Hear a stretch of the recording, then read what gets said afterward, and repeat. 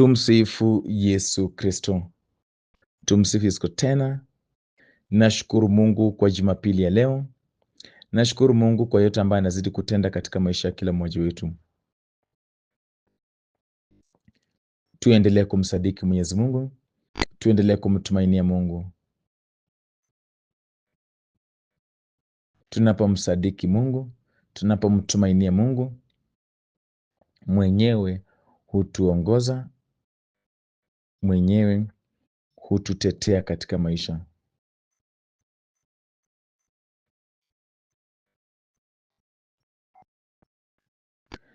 Jumapili kama ya leo, natumaini mmeshiriki katika misa takatifu. Mmesali pamoja with the Christian community. Shiriki katika Ekaristi takatifu.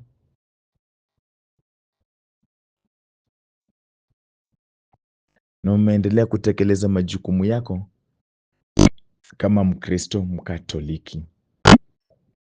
Tumsifu Yesu Kristo. Jumapili ya leo tunaenda kupata somo kutoka kitabu cha Yoshua, sura ni ya 6, mstari wa 1 hadi wa 8.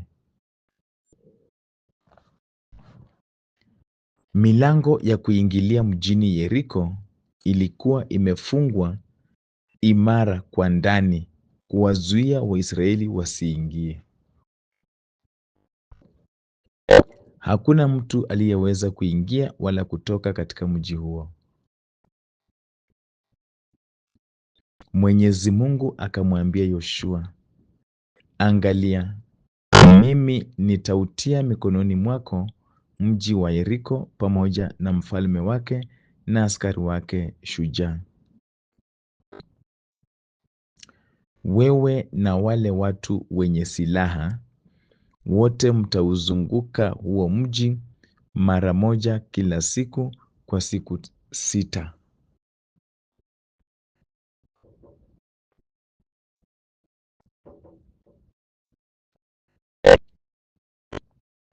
Makuhani 7, kila mmoja akiwa amechukua baragumu yake ya pembe ya kondoo dume, watatangulia mbele ya sanduku la agano. Katika siku ya 7 mtauzunguka mji huo mara 7, huku makuhani wakipiga mabaragumu. Watakapopiga hayo mabaragumu kwa mlio mkubwa, na mara tu mtakaposikia huo mlio, watu wote watapiga kelele kubwa, nazo kuta za mji zitaanguka chini. Ndipo watu watauvamia mji kila mmoja kutoka mahali aliposimama. Basi Yoshua mwana wa Nuni akawaita makuhani akawaambia, libebeni sanduku la agano, na makuhani 7 wachukue mabaragumu 7 ya kondoo dume, watangulie mbele ya sanduku la Mwenyezi Mungu. Yoshua akawaambia watu, nendeni mbele, uzungukeni mji, na watu wenye silaha waende mbele ya sanduku la agano la Mwenyezi Mungu. Kulingana na amri ya Yoshua, wale makuhani 7 waliokuwa na mabaragumu 7 ya kondoo dume wakaenda mbele ya Mwenyezi Mungu wakiwa wanapiga mabaragumu, nyuma yao wakifuatwa na lile sanduku la agano.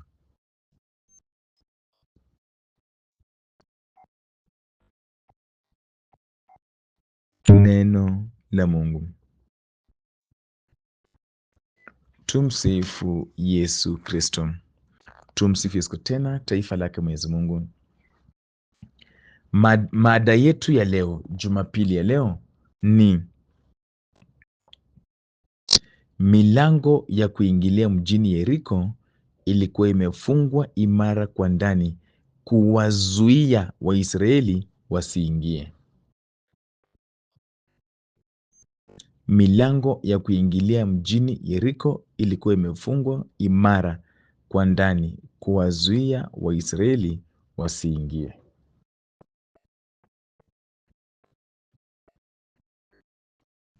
Milango ya kuingilia mjini Yeriko ilikuwa imefungwa imara kwa ndani kuwazuia Waisraeli wasiingie. Tumsifu Yesu Kristo.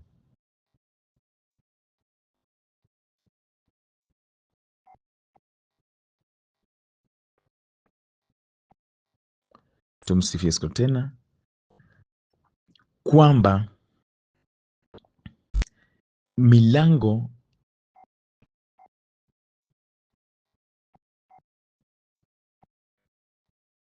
ambayo ilikuwa inafaa ifunguke kwa ajili ya watu kuingia na kubarikiwa ilikuwa imefungwa kwa ndani na kusudi kubwa kuzuia Waisraeli wasiingie.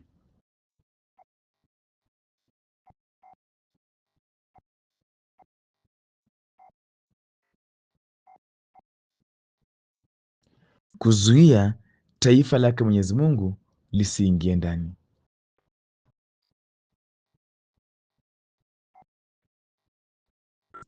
Milango imefungwa kwa ndani, inamaanisha hawa Waisraeli wako nje, hata wakijaribu kuingia hawawezi.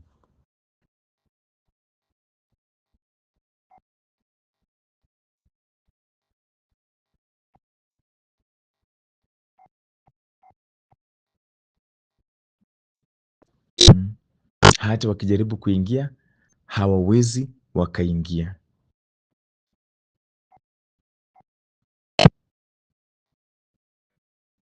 kwa sababu wamefungia kwa ndani.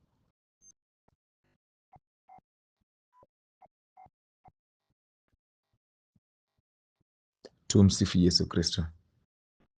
Hii hali huwa inafanyika katika maisha yetu, humo ndani tu ndio wamefungia mambo yetu.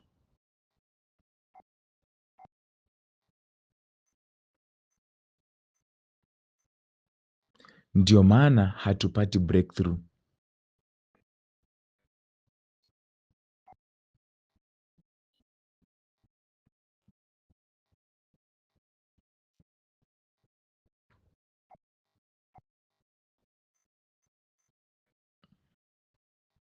Kwa sababu kwa ndani wamekuzuia, uko ndani, uko ndani wamekufungia, hauwezi ukaingia. Kwa hivyo wamelenga Waisraeli, taifa lake Mwenyezi Mungu.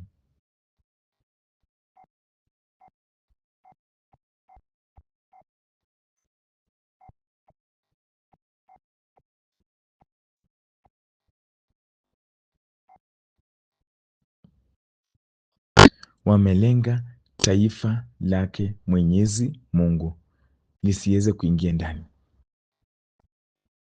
wamefungia ndani.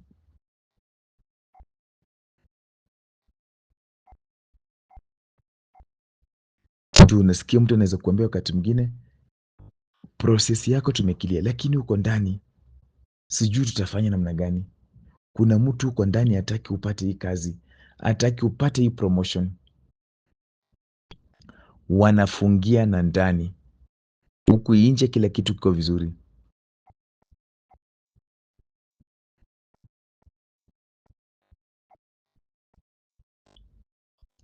Kumbe wamefunga na ndani.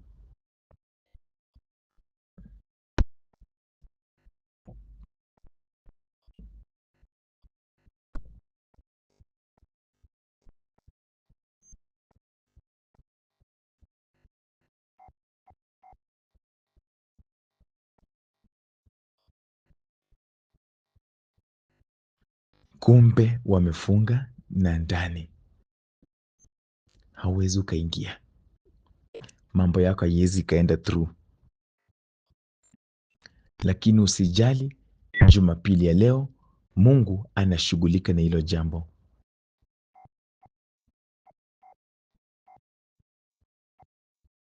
Mungu anashughulika na hilo jambo. Kwa hivyo kule ambako wamefunga milango kwa ndani ili tusipite, ili tusiweze kuingia na kukutana na baraka zetu,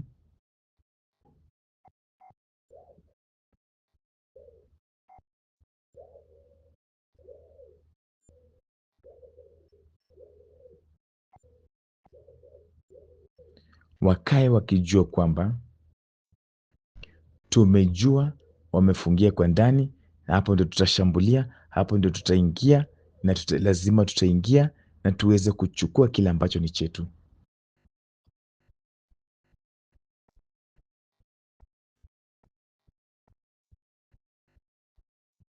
Tuweze kuchukua kile ambacho ni chetu. Tumsifu Yesu Kristo.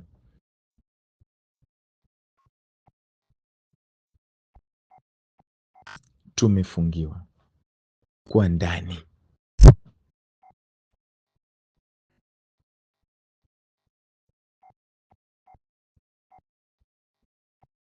Ujue mtu akikufungia kwa ndani na wewe uko nje, itakuwa vigumu sana wewe kuingia. Lazima ubomoe.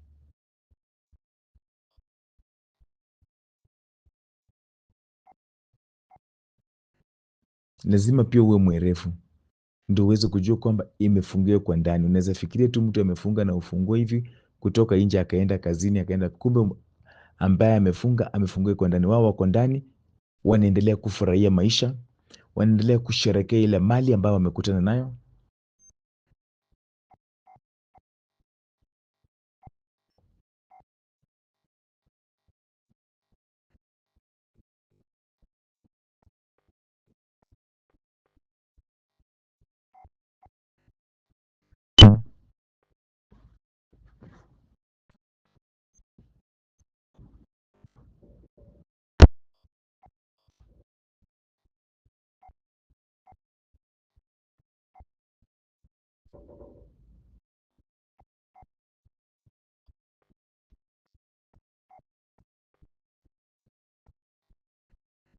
Wamefunga kwa ndani, wao wanaendelea kufurahia, na wewe hapo nje unaendelea kupigwa na baridi, unaendelea kuteseka, umenyimwa access kwa mambo mazuri.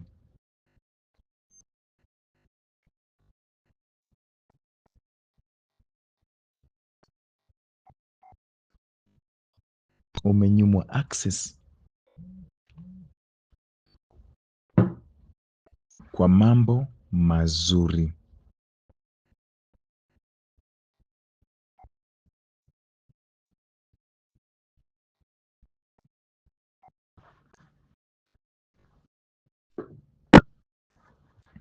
Tumsifu Yesu Kristo.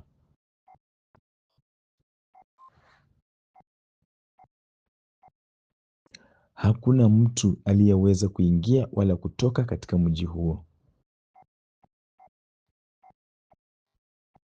kwa sababu wamefunga kwa ndani. Hakuna kinachoendelea.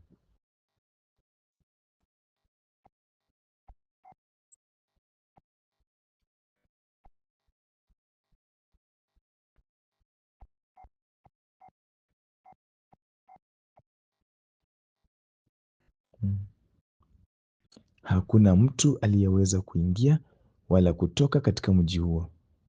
Mwenyezi Mungu akamwambia Yoshua, angalia, mimi nitautia mikononi mwako mji wa Yeriko pamoja na mfalme wake na askari wake shujaa. Yaani kwenye mikono yako Mungu ataweka katika mikononi mwako mji wa Yeriko pamoja na mfalme wake na askari wake shujaa.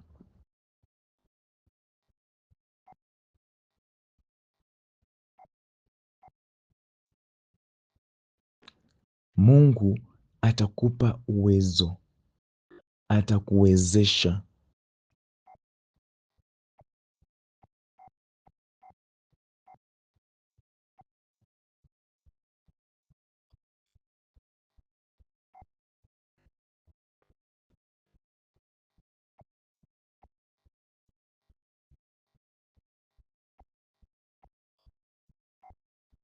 Mm.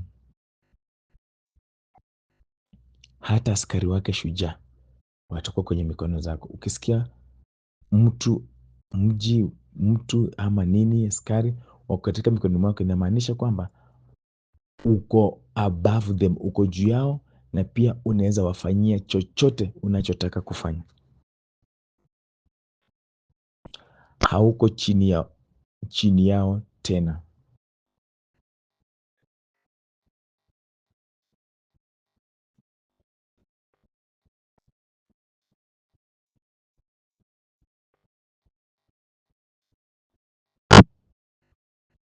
Hauko chini yao tena.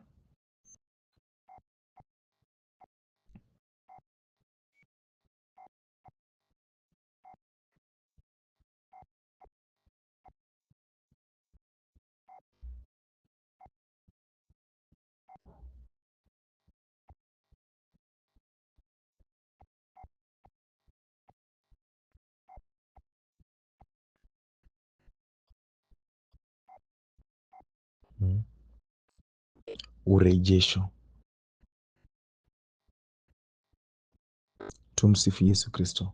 Urejesho umeanza. Ulikuwa umefungiwa nje, wamekufungia kutoka ndani, sasa wewe uko nje, lakini sasa Mungu atakuweka ndani.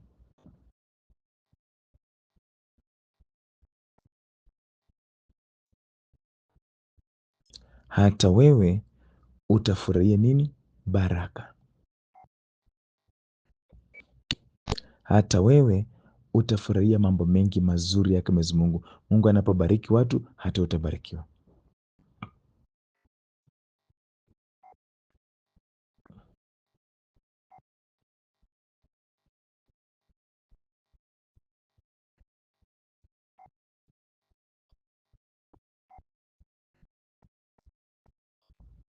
Mm.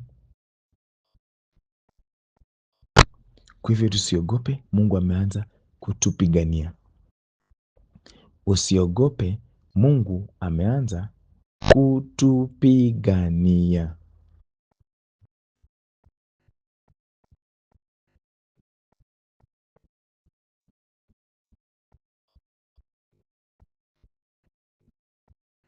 Mambo yameanza kufunguka.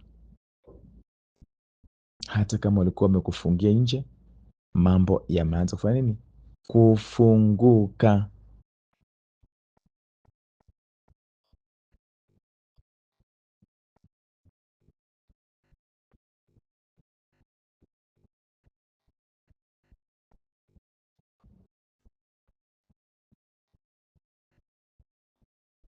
Mhm.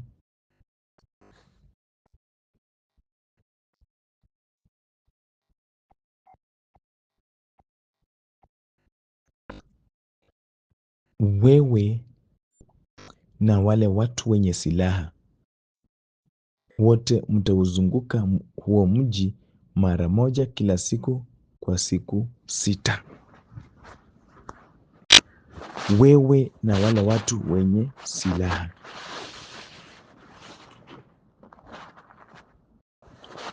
Kwa hivyo sio kila mtu ataenda kupigana. Kwa hivyo sio kila mtu ataenda kupambana.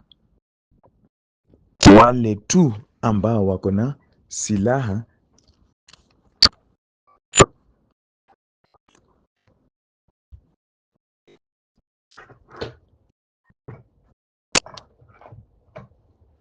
wale tu ambao wako na silaha ndio wale ambao wataenda kupambana. Tumsifu Yesu Kristo. Kumbukeni, hivi ni vita vya kiroho. Hatuhitaji panga, hatuhitaji bunduki, hatuhitaji chuma, hatuhitaji kiberiti ya kuchoma mtu, hatuhitaji matairi. Silaha ni watu ambao, silaha ambazo zinahitajika ni silaha za kiroho.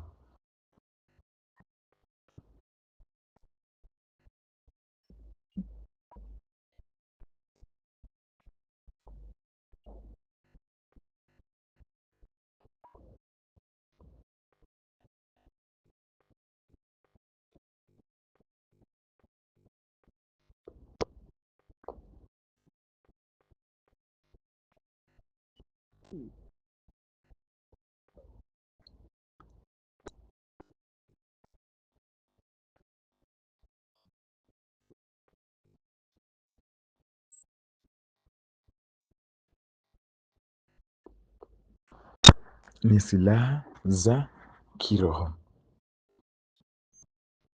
Yoshua na wale watu wenye silaha wote mtauzunguka huo mji mara moja kila siku kwa siku 6. Silaha ni nini? Maisha ya kiroho, kusali rozari, kushiriki katika misa takatifu, kushiriki katika maisha ya sakramenti, kusali na kufunga, maombi ya fire.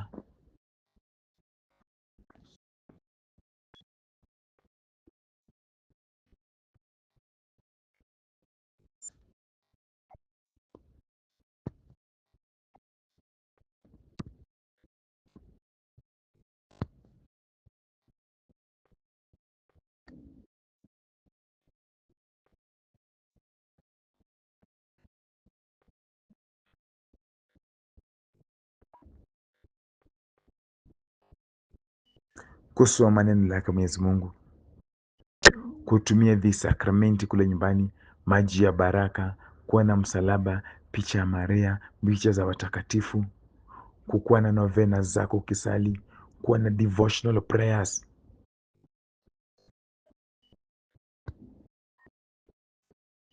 Hii yote ni silaha. Hii yote ni silaha zako za nini? Za kiroho. Neno lake Mwenyezi Mungu.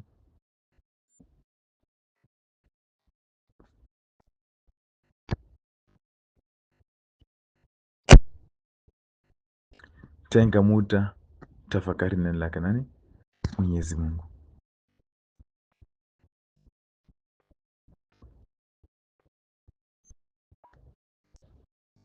Tenga muda uweze kutafakari nini? Neno lake Mwenyezi Mungu.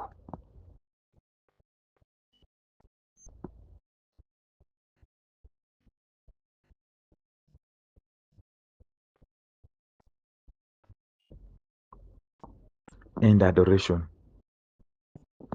Endo kaabudu Ekaristi.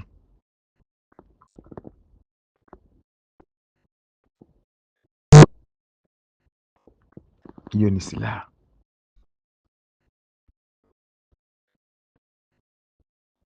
Napoenda kusali na kuabudu Ekaristi, hiyo ni nini? Ni silaha.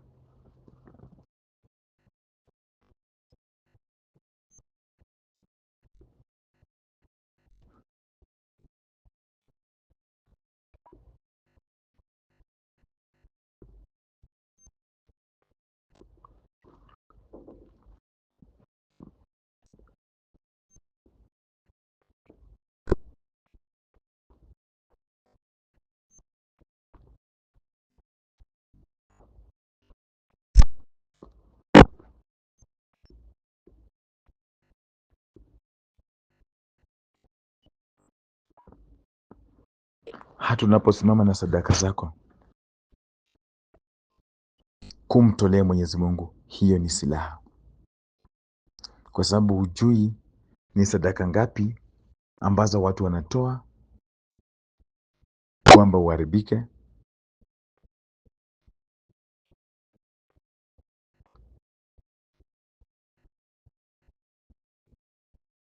Wanatoa kwamba maisha yako ikuwe mabaya. Sadaka nyingi sana.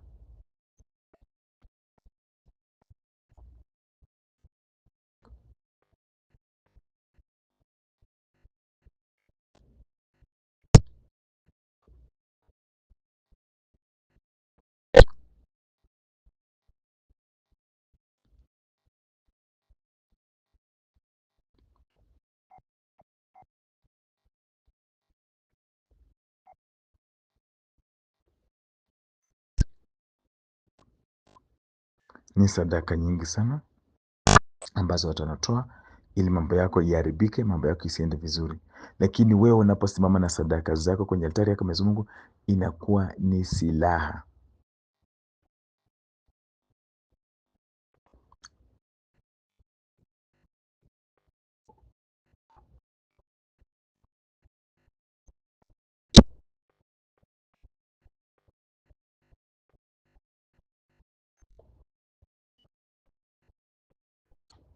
inakuwa ni nini? Ni silaha.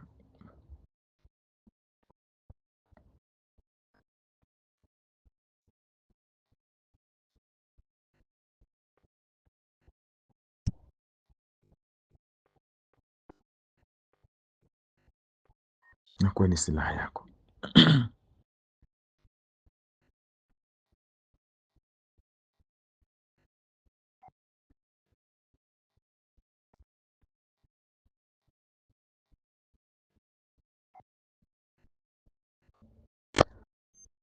Kwa hivyo watazunguka na kusali kila siku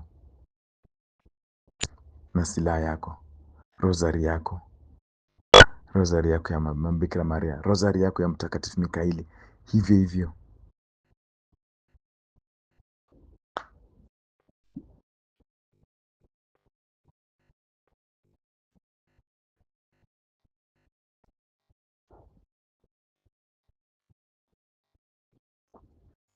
Hivyo hivyo unapofanya hivyo,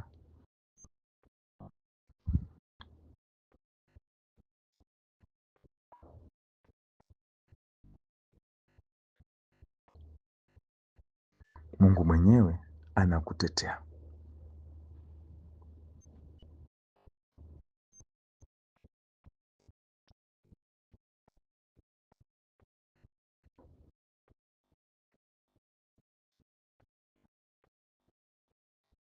Unapofanya hivyo, Mungu mwenyewe anafanya nini? Anakutetea katika maisha yako ya kila siku. Unapounganika na mapadri katika sala, wakati mwingine tunapotangazia Wakristo tusali na kufunga, ni wachache tu wanajiunga na sisi.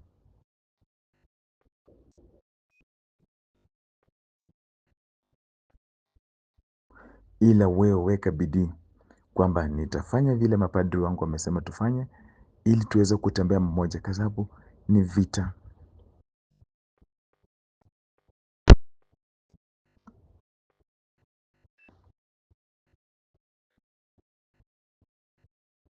Lazima tukauteke mji wa Yeriko, tuangushe ukuta uanguke, ndio tuweze kuingia ndani. Kumbukeni, milango ishafungwa kutoka ndani, kwa hivyo hatuna access ya huko ndani, na huko ndani ndio kuna kazi, kuna ndoa, kuna maendeleo, kuna biashara, kuna mijengo, kuna vipaji, kuna kila kitu. Watu wengine wanaenjoy hizo vitu zote na sisi tuko nje.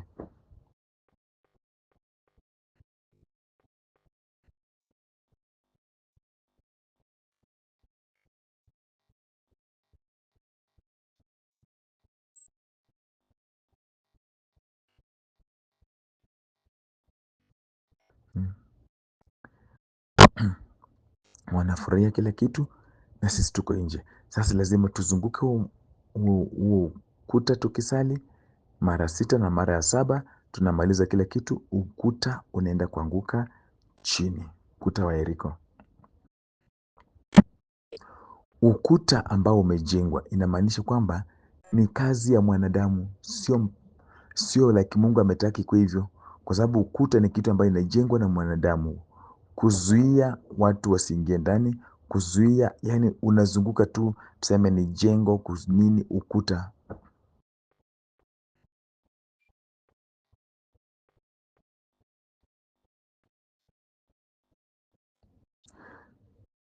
Kwa hivyo unapata kuna ukuta mingi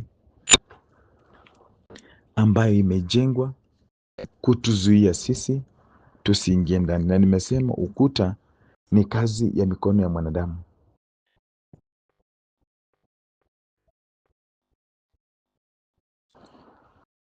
Hawataki tukutane na baraka, hawataki tukutane na mema yake Mwenyezi Mungu.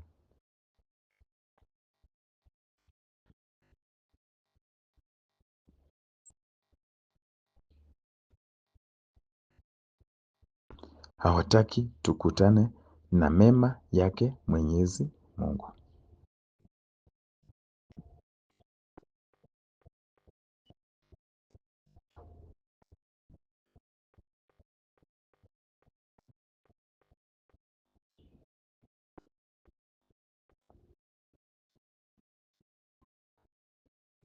Mm. Mungu anaenda kututetea. Watu wamejenga ukuta wa uchawi, wanatuzuia kupata kazi, kupata ndoa, kupata watoto, kusonga mbele na nguvu za kiuchawi. Ukuta wa connections, kwa sababu hao wako na connections na watu wakubwa na viongozi sijui na nini. Sasa kila kitu inakuja katika mikono mwao. Hata akikudhulumu, stori zako zinaishanga tu hivyo.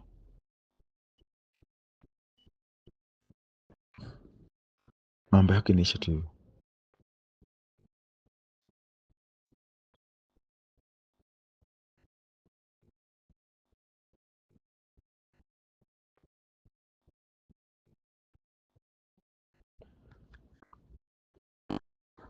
Ukuta wa nguvu za giza, wanatumia hata nguvu za giza kuzuia mambo yako isiendelee mbele.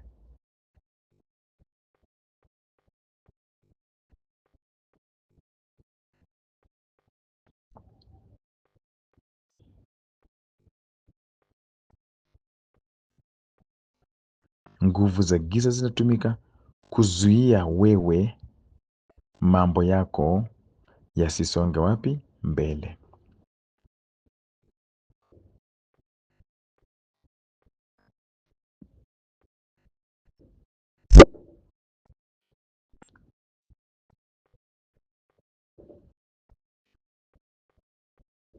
Kuzuia mambo yako yasisonge mbele.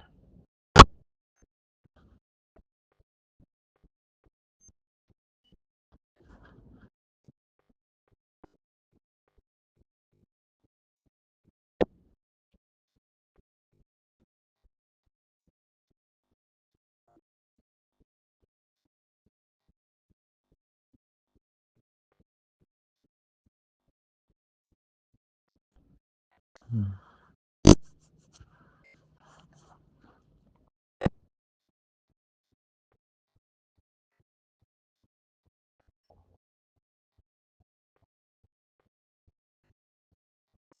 Tumsifu Yesu Kristo. Kwa hivyo unapata katika maisha yetu kuna vizuizi vingi, kuna ukuta mingi ambayo watu wamejenga unaotuzuia kukutana na baraka zetu. Utajuaje kuna ukuta katika maisha yako? Unapojaribu chochote unagonga mwamba. Unapojaribu mahusiano inagonga ukuta, unarudi nyuma, unaanza vizuri. Unapojaribu biashara inagonga ukuta, unapata hasara, unaibiwa, unapoteza kila kitu, unaanza vizuri.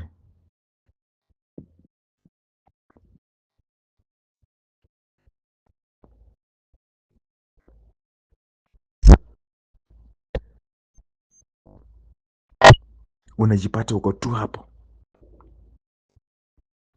unajipata uko tu karibu tupate, tuko kwa mlango karibu tupate, lakini mlango haufunguliwi, una ukuta.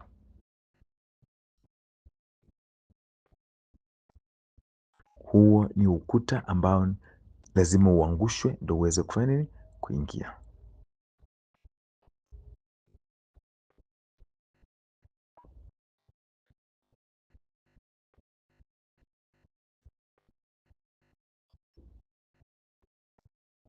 Hmm.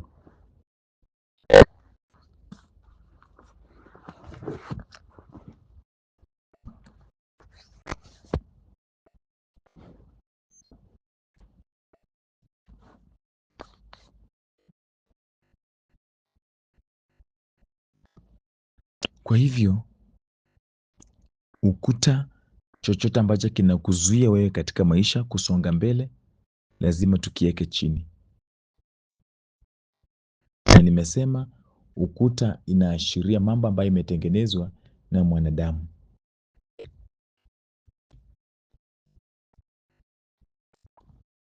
Wamegoroka kabisa, wamechanganya vitu ndani. Vile ukuta tunachanganya cement, kokoto, mawe, chuma, tunatengeneza ukuta. Hivyo ndivyo wanachanganya mambo ndani.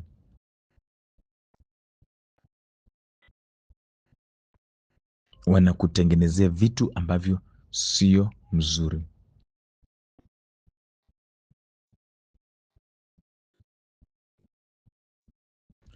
wanakutengenezea mambo ambayo sio mazuri,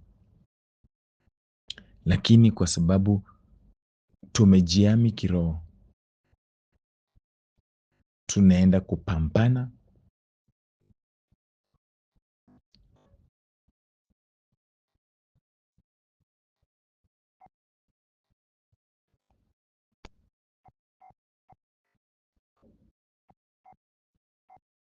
na kuangusha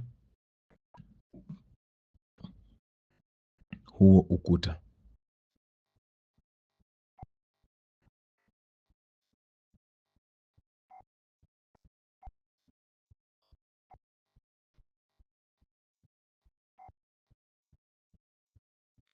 Kwa hivyo huo ukuta ambao katika maisha yako, usihofu. Jumapili ya leo tunapoenda kusali, tunauweka chini. Tuko na silaha za kutosha za kuweka huo ukuta chini.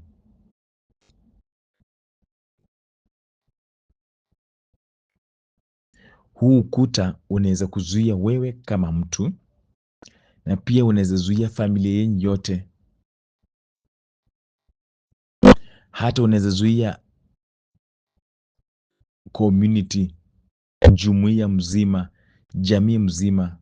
Unapata area zingine unaweza enda kwa jamii, hawana mtu, hata kwa university hawana mtu anafanya kazi ya maana, hawajaipata mtu ambaye anafanya vizuri katika maisha, masomo, wapi, hawana kitu.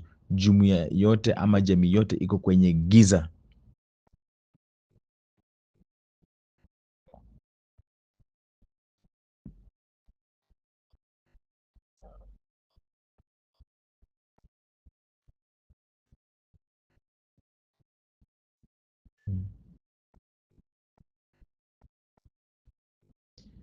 Kwa hivyo ukuta usifikirie ni wewe tu peke yako, inaweza ikazuia wewe, your brothers and sisters, your parents, jamii mzima, ama hata institution ama hata shule inazuiliwa kupokea results mzuri. Pata kila mwaka watoto wanaanguka na miguu yote juu.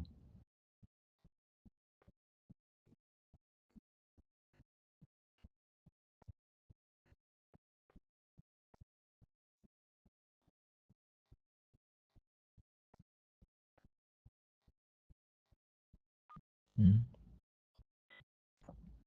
Kwa hivyo tufungue macho, tuangalie vitu katika jamii yetu, tuangalie mambo katika community zetu, tuweze kujua, kufahamu nini kinaendelea.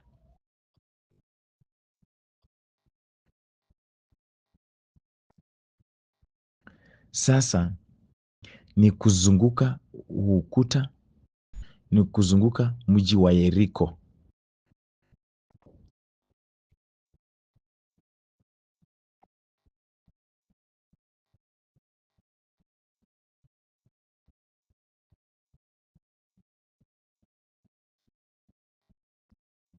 Mm.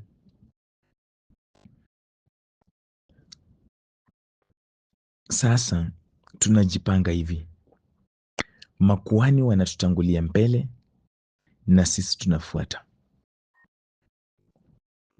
Tujifunze kuongozwa na mapadri wetu, tuwaheshimu,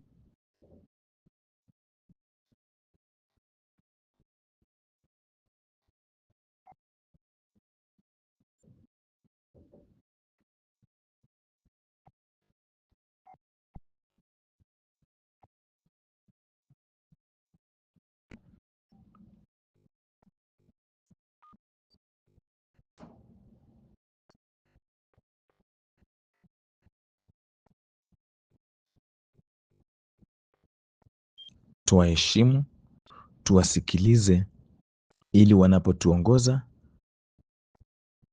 watutangulie mbele katika kila jambo. Makuhani wametangulia mbele na sanduku la agano, wametangulia mbele na ekaristi, nguvu katika ekaristi takatifu.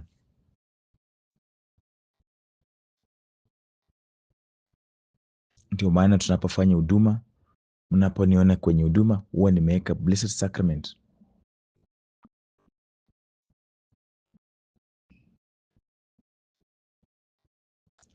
kwa sababu ni Kristo mwenyewe anayofanya yale ambayo mnaona ikitendeka hapo, sio mimi.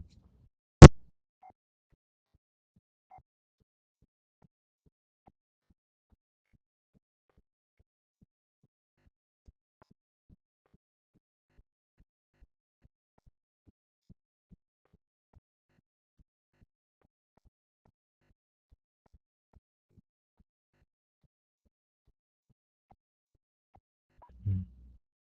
Makuhani wanatutangulia mbele, tumebeba sanduku la nini? La agano, beba Ekaristi, beba Yesu. Kuna nguvu katika kusali pamoja. Makuhani wetu wanapotuongoza na sisi tukifuata, na nyinyi mkifuata, napoendelea kuzunguka mji wa Yeriko, kuta zinaendelea kuisha nguvu. Ile mzunguko tunazunguka tukikanzo laana, tukifuta uchawi, tukifuta chochote.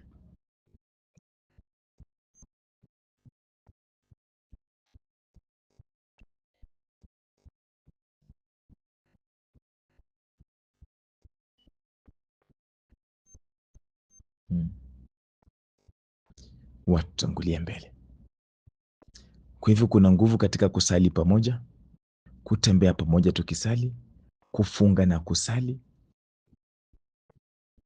kusali pia na nia fulani. Tunaomba Mungu akaangushe ukuta wa Yeriko tuweze kuingia ndani.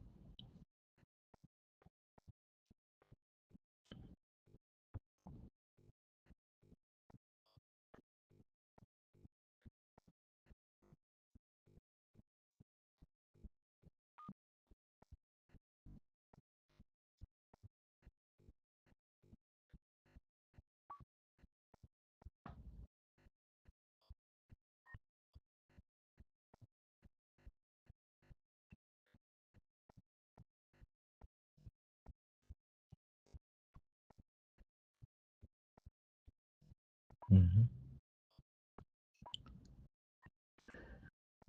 Tujifunze kusali pamoja.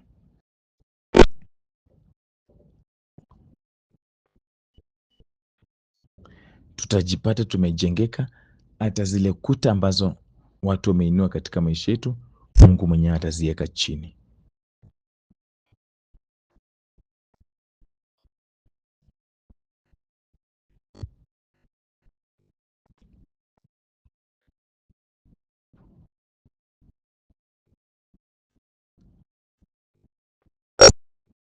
Mungu mwenyewe ataziweka chini na hazitakuwa na mamlaka yoyote juu ya maisha yetu.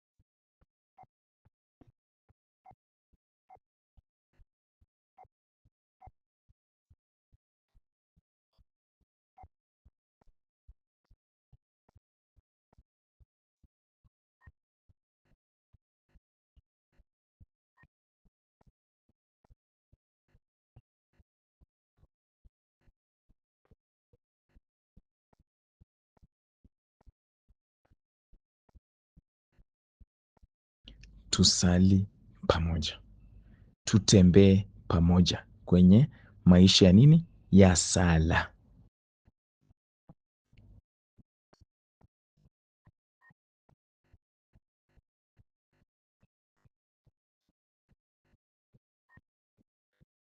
Tunapotembea hivyo pamoja kwenye maisha ya sala, Mungu atafanya mambo mengi zaidi.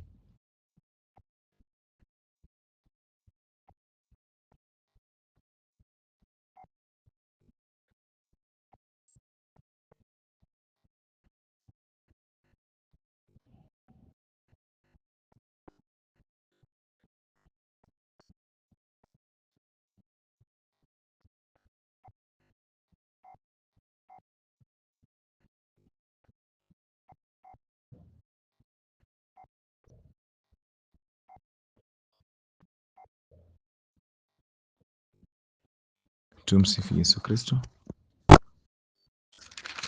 Hivi ndivyo safari ilianza, na pia kufuata instructions, kufuata maelezo, maagizo katika maombi.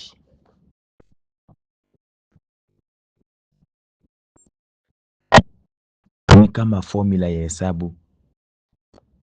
Ukikosea formula, usitarajie kupata jibu.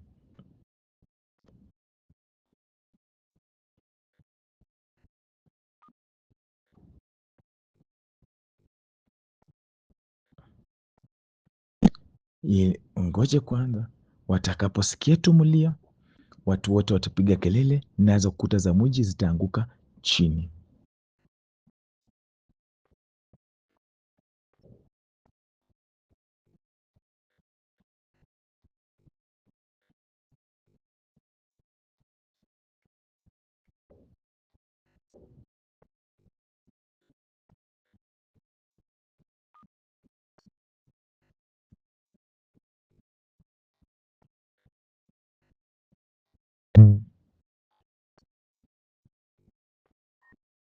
Kuta za mji lazima zifanye nini?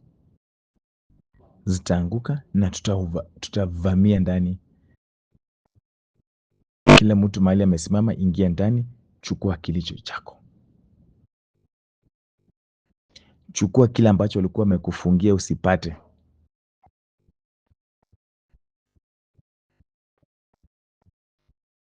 Wengine mnaenda kuchukua afya, mnaenda kuchukua uponyaji, mnaenda kuchukua kazi, mnaenda kuchukua ndoa, mnaenda kuchukua watoto.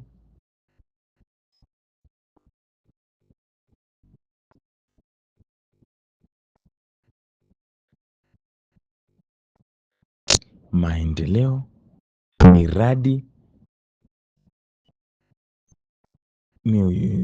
vipaji, mambo mengi mnaenda kuchukua hapa ndani.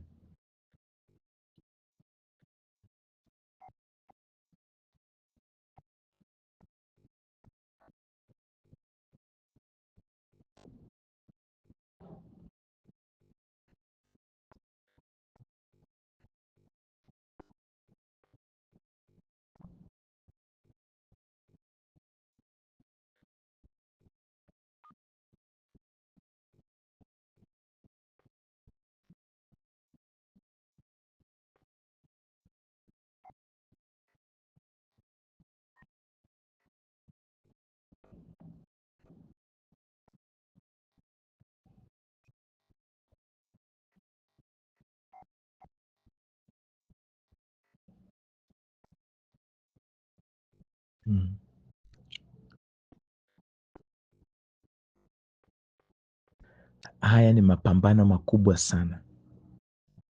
Ujue kuangusha ukuta sio kitu rahisi, kitu ambacho kimejengwa na nia ya kuzuia wewe, sio kitu rahisi. Kwa hivyo tunahitaji kupambana na kupambana kabisa. Mimi nipambane, wewe upambane, sisi wote tufanye nini? Tupambane. Lakini Mungu amekuandaa. Mungu amekupa makuhani wa kukusaidia.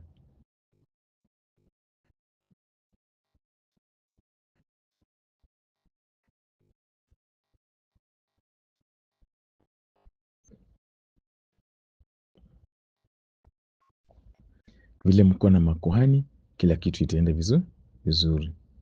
Tumsifu Yesu Kristo.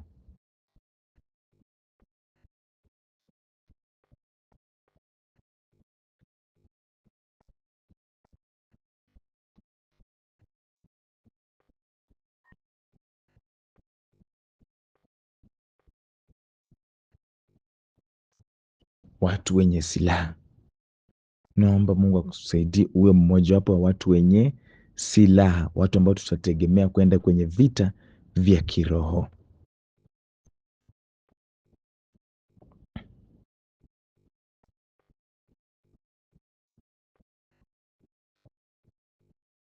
Tumsifu Yesu Kristo. Kwa hivyo makuhani Walitangulia mbele na sanduku, watu walikuwa wanafuata hivyo hivyo, lakini siku ya saba walizunguka mara saba. Mm. Neno la Mungu linasema hivi, ukisoma hiyo Yoshua sura ya 6 mstari wa kuanzia wa 15, nasema siku ya saba waliamka alfajiri na mapema, wakauzunguka mji huo mara saba kwa namna ile ile. Ilikuwa ni siku hiyo tu ambayo waliuzunguka mji huo mara saba. Ilipofika mara ya saba, wakati makuhani walipokwisha piga mabaragumu, Yoshua akawaambia watu, pigeni kelele, kwa kuwa Mwenyezi Mungu amekwisha wapeni huu mji.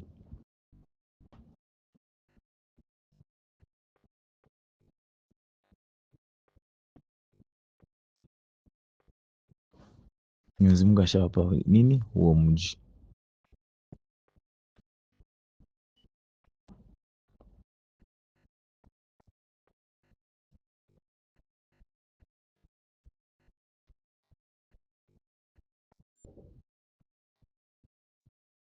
Ukuta utafanya nini? Utaanguka.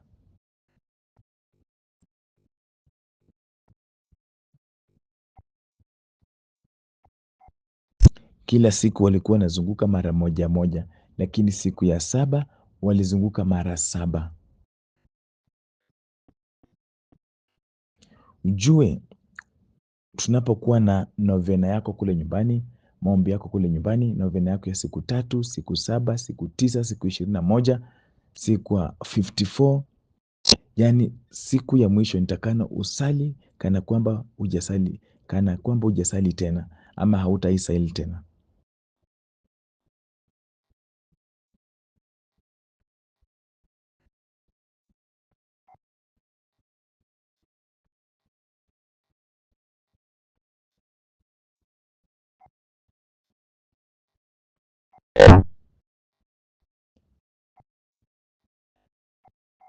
Tunaangusha ukuta.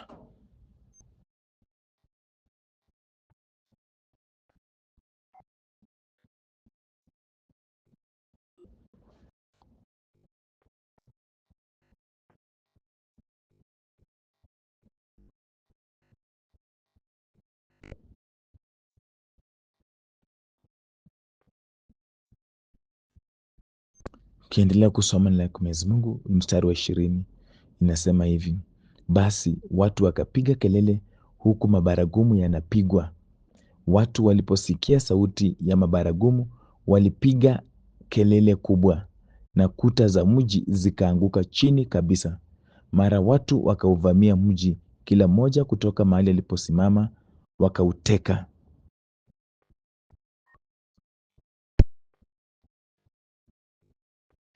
Kuta zimefanya nini? Zimeanguka.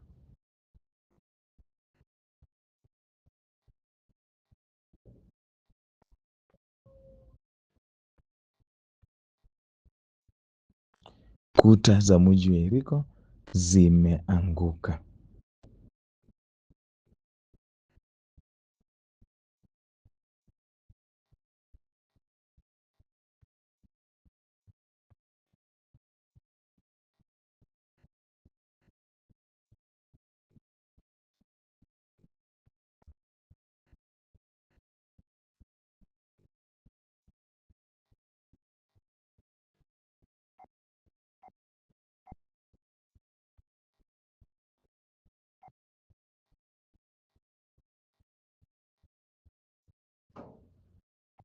Kuta za mji wa Yeriko zimefanya nini? Zimeanguka. Walo nyinyi wote taifa lake Mwenyezi Mungu, vile mnanisikiliza hivi, nimesema kuna kuta nyingi ambazo zimeinuka katika maisha yetu, lazima tuziangushe.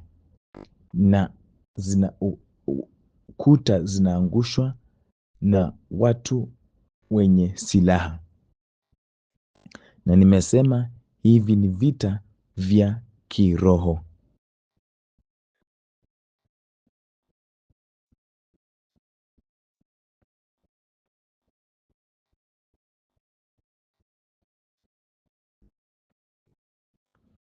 Hivi ni vita vya kiroho.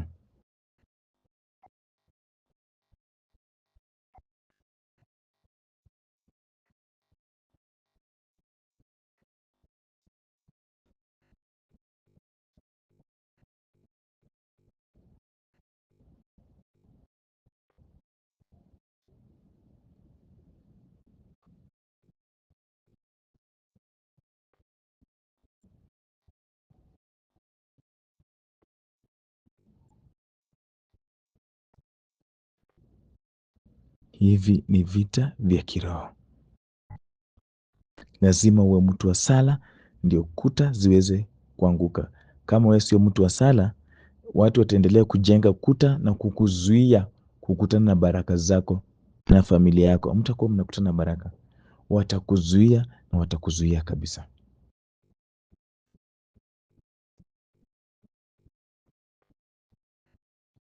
Kwa hivyo tufanye nini? Tambua kwamba kuna mahali ilifaa uwe umefika, lakini kwa sababu ya watu kukufungia nje, wamefunga kutoka ndani, umeshindwa kuaccess baraka zako.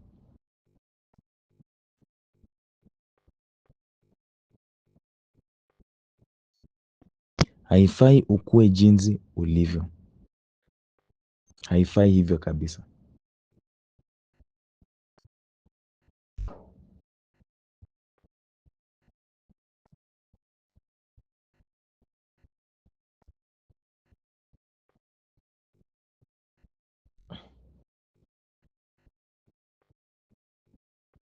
Ndio ukuta zianguke, unahitaji mtu wa kupambana, na nimesema tunapambana kwa njia nini?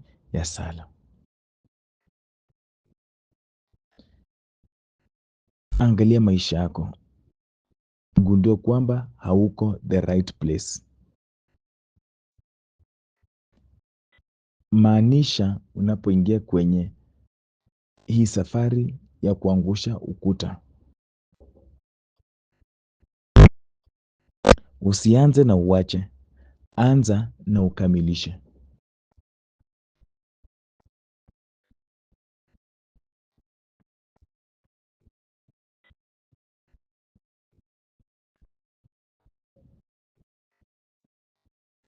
Anza na ukamilishe.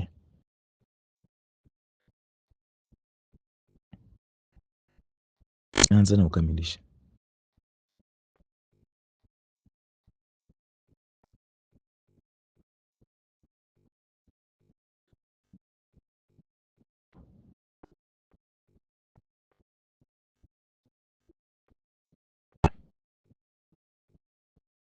Simama na sadaka zako. Unaposimama na sadaka zako, naye Mungu atakukumbuka, atakupigania. Shiriki katika misa takatifu, nenda kwenye adoration, kuwa na novena zako, acha kujichanganya na vitu vichafu.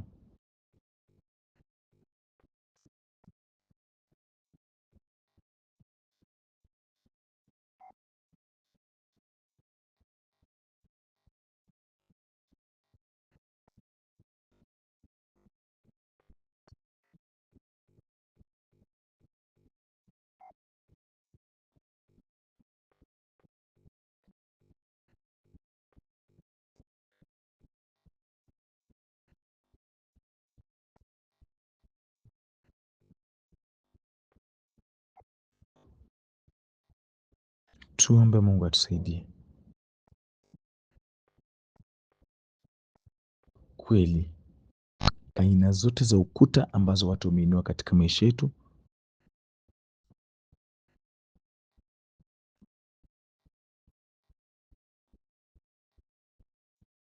Mungu aweze kutuondolea. Tukae vizuri, tuzidi kukaa kwenye baraka, tuzidi kukaa kwenye mema yake Mwenyezi Mungu, na damu takatifu Yesu Kristo ikanene mema juu ya kila mmoja wetu. Ninaamini Mungu anaenda kutenda. Naamini Mungu anaenda kuangusha hizi zote na tutakuwa vizuri. Hawataendelea kutuzuia.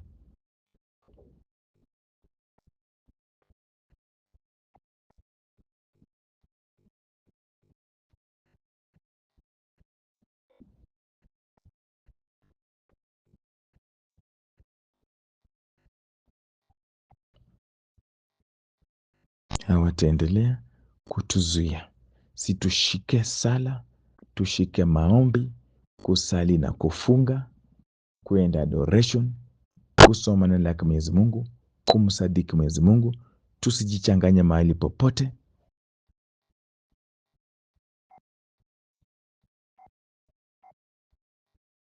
Na Mungu mwenyewe atatendea kila mmoja wetu mambo makubwa. Tumsifu Yesu Kristo. Kwa jina la Baba na la Mwana na Roho Mtakatifu, katika jina takatifu la Kristo. Mungu, nakushukuru kwa Jumapili ya leo. Nakushukuru kwa kila mmoja wetu, hasa wote ambao wamesikiliza hili somo. Mungu, watoto wako, taifa lako teule wamefungiwa nje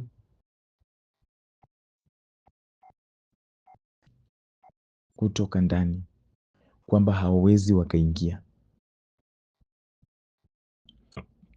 Wamezuiliwa kuingia kukutana na baraka.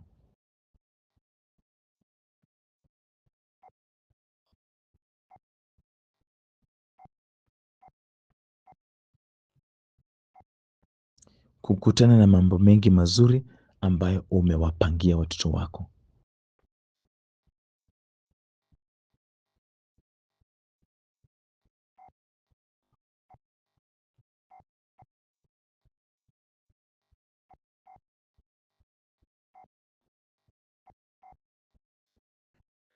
Mungu, aina zote za ukuta ambazo zimejengwa katika maisha ya watoto wako, naomba Mungu, tunaposali na tunazishika na kuzitingiza hizo ukuta zote, zianze kuporomoka, zianze kuporomoka, zianze kuanguka. Tunazivunja na kuziharibu zote katika jina takatifu la Kristo.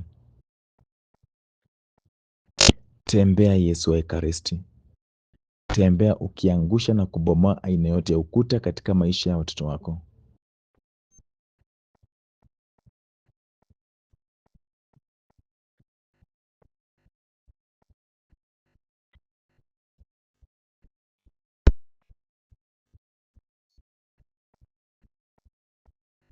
Tutetee na tutetee kabisa. Tunaomba baraka ambazo ulituumba nazo tuweze kuziona katika maisha yetu, tuweze kuziona katika familia zetu, tuweze kuziona hata mahali petu pa kazi. Baraka za kazi, baraka za familia, baraka za ndoa, baraka za afya mzuri, baraka za huduma, baraka za maendeleo, baraka za mali katika mikono zetu. Mungu, tunaziitisha. Au kutuumba tufungiwe nje. Tunajua hii ni kazi ya mwanadamu, ila wewe ambaye ni Mungu unaenda kutenda na kutuweka mambo yakuwe vizuri na yawe vizuri kabisa katika maisha ya kila mmoja wetu. Chochote ambacho walitumia kujenga hizo maukuta,